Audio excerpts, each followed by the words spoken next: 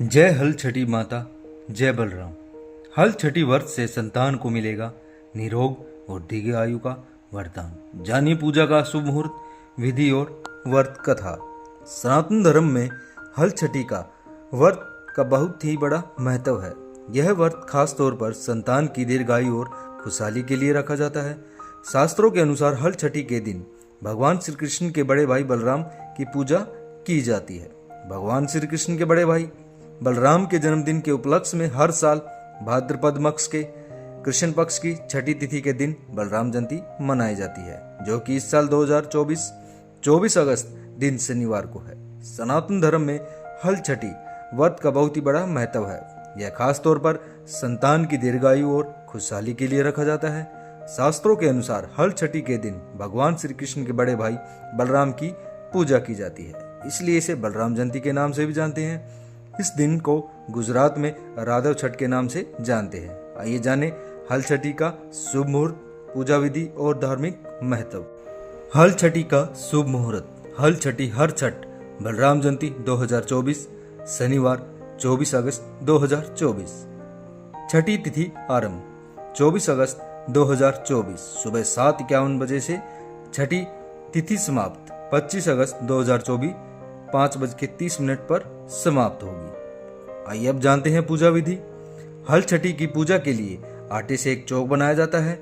इसके बाद इसमें झरबेरी, पलाश की टहनी और कांस की डाल बांधकर गाड़ दी जाती है।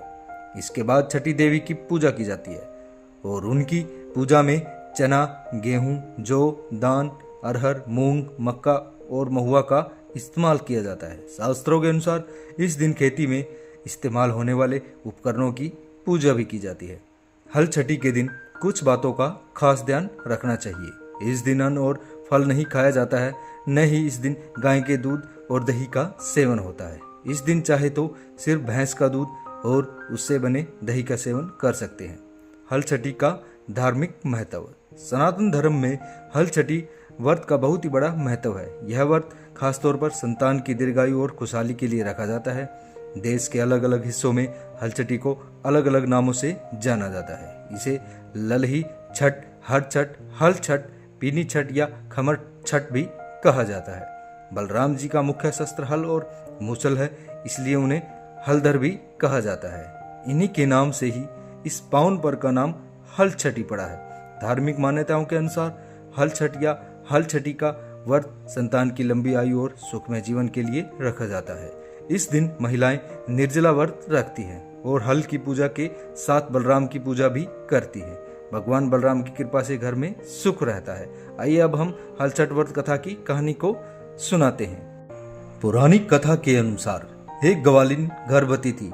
उसका प्रस्ताव काल नजदीक था, लेकिन दूध दही खराब ना हो जाए इसलिए वह उसको बेचने चल दी। कुछ दूर पहुंचने पर ही उसे प्रसव पीड़ा हुई और उससे झरबेरी की ओट में एक बच्चे को जन्म दिया और उस दिन हल छठी थी।